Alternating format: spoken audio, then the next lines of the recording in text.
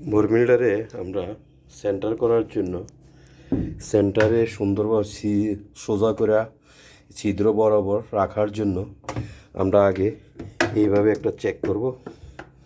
এভাবে চেক করে এভাবে আলগি দেব, এভাবে করে আলগি দিয়ে এভাবে আলগি দিয়ে শেপটা সেন্টারে ঢুকানোর চেষ্টা করব। ওকে, এইভাবে বরমিলটা যাতে সুইটটা না যায়, জিলটা যাতে খারাপ না হয়। জিলদা খারাপ একটু 19-20 হয়ে গেলে জিলদাটা ছিঁড়া যাইব, ছিঁড়া শেপটা ঢুকিয়া যাইব জিলদার ভিতরে। ওকে ভিউয়ার্স, এখন আমরা বিসমিল্লাহির রহমানির রহিম আমরা চাইতেছি দোকানের জন্য।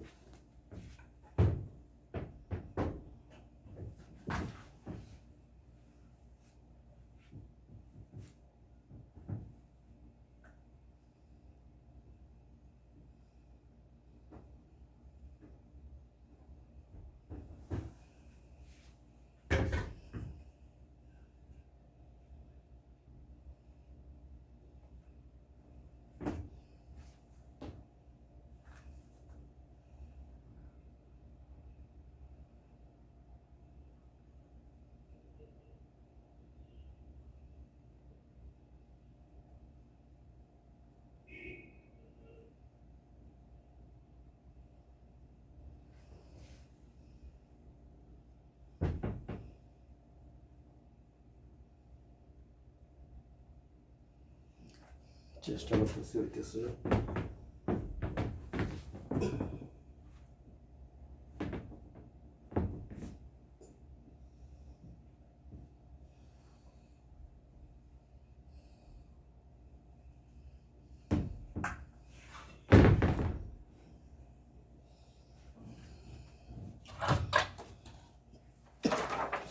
এটা সবচেয়ে সমস্যা।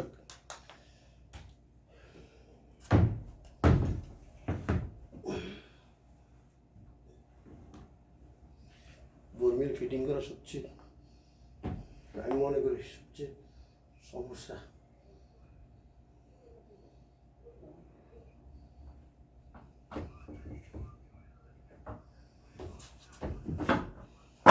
আলহামদুলিল্লাহ ঢুকাইতে পারছি।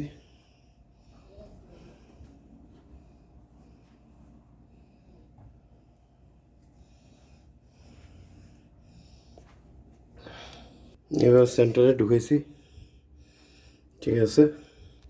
এখন আমরা পিছের দিকে দেখব ঢুকছে কি না। শেপটা ঢুকছে, এখন এটা ঘুরে ঘুরে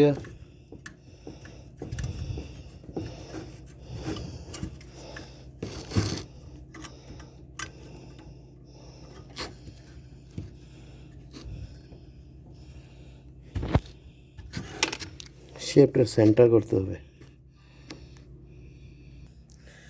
এখন আবার নাটটা টাইট দেব।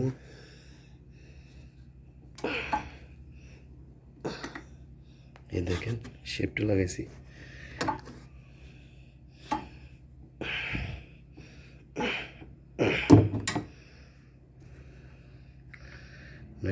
নাট টাইট হয়ে গেছে, লাগানো শেষ। শেপটে দেখেন, শেপ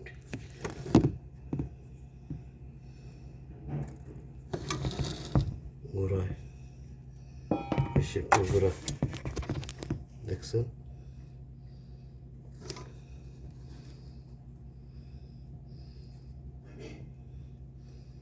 দেখা যায় শেপটে লাগানো হয়েছে, নাটও লাগানো হয়েছে। হুইলের ভিতরে ঢুকছে নাট, মোটরের ভিতরে। এরপরে কট নাট, এটার নাম কট নাট। এটা এই নাটের নাম কট নাট।